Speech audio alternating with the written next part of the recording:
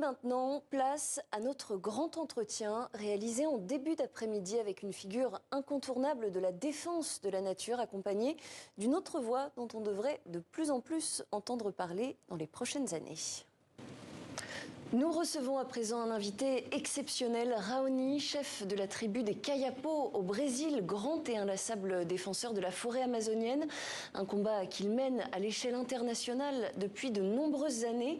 Vous êtes venu avec Madame Watata Kalou, chef Yawalapiti, et nous sommes ravis de vous accueillir sur TV5 Monde. Chef Raoni, vous êtes né autour de 1930. D'abord, comment est-ce que vous trouvez encore l'énergie de vous battre pour la forêt amazonienne? Est-ce que c'est l'âme de la forêt qui vous donne cette force?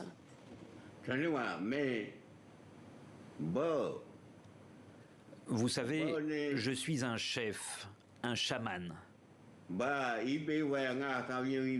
Dans la forêt, il y a des esprits qui me donnent de la force. Et ces esprits m'envoient des messages. Et je vous les transmets lorsque je vous demande de protéger la forêt. Tous les êtres de la forêt, de la planète, doivent pouvoir respirer et vivre en harmonie.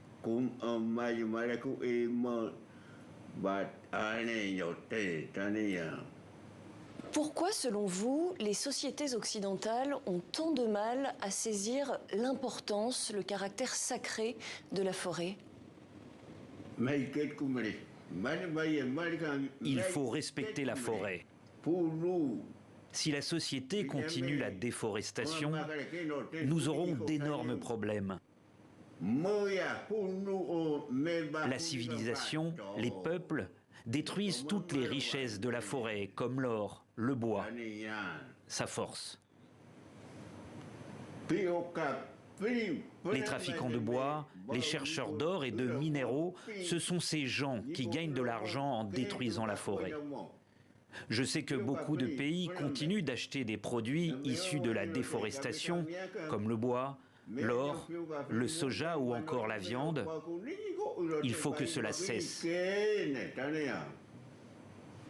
Madame Watata Kalou, vous êtes aujourd'hui le nouveau visage, un des nouveaux visages de cette lutte pour la préservation de la forêt et de l'environnement. Entre août 2022 et juillet 2023, près de 9000 km² de forêt amazonienne ont été détruits. Le Brésil s'est félicité de ces résultats car il montre que la déforestation est en baisse. Est-ce suffisant, selon vous, pour sauver la forêt? Non, ce n'est pas suffisant. Il ne suffit pas de dire, il faut le faire, il faut montrer dans la pratique. Il ne suffit pas de blancs dire qu'ils ont arrêté de déforester. Ce qui va prouver l'arrêt de cela, c'est nous, le peuple indigène. Parce que c'est nous qui, à chaque jour, nous sommes impactés. C'est nous qui vivons et voyons la déforestation à chaque jour avancer le plus près de notre maison. Oui, on a besoin que vous nous montrez dans la pratique que vous arrêtez la déforestation. Chef Raoni, le président Lula da Silva a créé un ministère des peuples indigènes. Faut-il, selon vous, donner plus de place aux peuples indigènes dans les lieux de pouvoir et plus largement dans les institutions politiques internationales pour faire entendre cette voix? Oui, je pense que nous, indigènes, devons participer aux discussions sur le changement climatique qui menace notre planète parce que notre culture est ancestrale. Nos peuples ont vécu sur cette terre avant tout le monde, avant l'arrivée de toutes les populations. Nos ancêtres ne détruisaient pas la forêt. Ils vivaient en harmonie avec elle.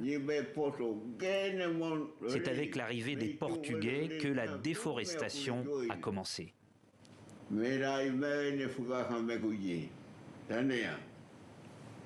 Madame Ouattata Kallou, je voudrais qu'on parle de l'Australie. En octobre, l'Australie a organisé un référendum sur les droits des aborigènes pour que leur voix soit justement inscrite dans la Constitution. Mais la majorité des Australiens ont voté non. Ils se sont opposés à ce projet. Selon vous, c'est un signal inquiétant pour l'avenir des peuples indigènes dans le monde? Com certeza. Bien sûr que si. Todas as coisas que acontecem no mundo, tout ce qui arrive au monde usado também como exemplo. Doit être utilisé comme un exemple. Ce n'est pas la première fois que quelqu'un est contre le peuple indigène. Sempre vai haver a maioria contra. Il y a beaucoup de personnes qui sont contre nous. Aujourd'hui, on doit sortir de notre maison pour vous montrer qu'on n'a pas besoin d'être invisible. On existe, on est là, on va résister et on résiste depuis longtemps. L'Australie doit montrer exemple. On parle de la protection de nos territoires et ce genre de projet qui n'est pas approuvé par l'Australie, ça tombe sur nous, c'est négatif. Chef Raoni, on assiste en ce moment à une crise autour de la région de l'Essequibo. Au Guyana, le Venezuela voisin veut annexer ce territoire riche en pétrole. Selon vous, qui avez une expérience longue de ces luttes, est-ce que cette crise peut dégénérer en conflit?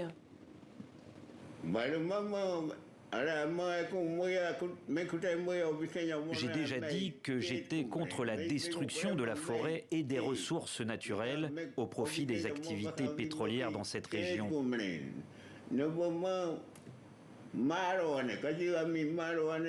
C'est une véritable catastrophe pour nous, les indigènes.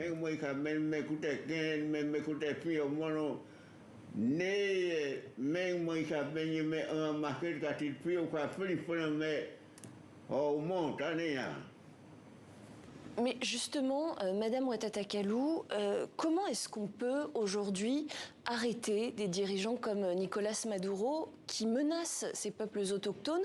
Est-ce qu'il faut passer par la justice internationale ou est-ce qu'il faut au contraire se tourner vers la lutte armée? Comment est-ce que vous voyez les choses?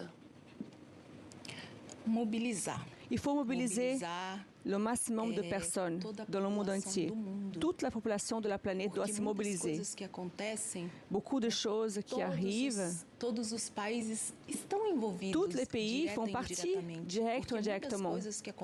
Parce que beaucoup de choses qui arrivent avec nos droits à nous, c'est pour bénéficier les autres pays. C'est pour diminuer notre qualité de vie et donner le pouvoir à d'autres pays. Il faut mobiliser aussi les femmes. C'est nous qui administrons nos tribus, nos maisons, nos villages. Nous, les femmes, nous avons le pouvoir. On a éduqué et on éduque les enfants qui vont diriger le pays et le monde d'ici et l'avenir. C'est l'arme que nous avons. Élever une nouvelle génération avec la conscience de la protection des droits des peuples et des forêts. Vous parlez de la nouvelle génération. Chef Raoni, nous vivons aujourd'hui dans un monde dominé par la course au profit économique et par la course au progrès technologique. On parle beaucoup en ce moment, par exemple, d'intelligence artificielle. Est-ce que c'est quelque chose qui vous fait peur et qui pourrait menacer vos cultures ancestrales?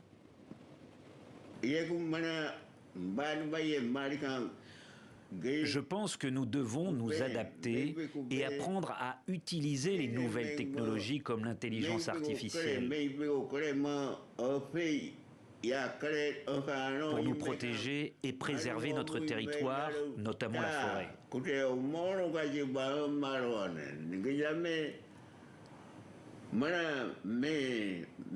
Utiliser ces outils en notre faveur. Et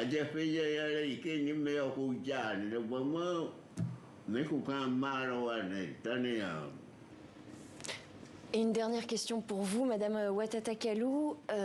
Les jeunes de votre génération, est-ce qu'ils permettent de faire perdurer les rites ancestraux de vos communautés ou est-ce que, au contraire, la technologie les fait disparaître ou fait que ces jeunes oublient une partie de leur culture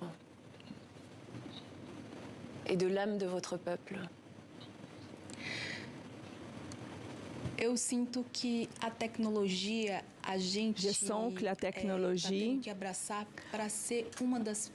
on doit l'adhérer en tant qu'arme contre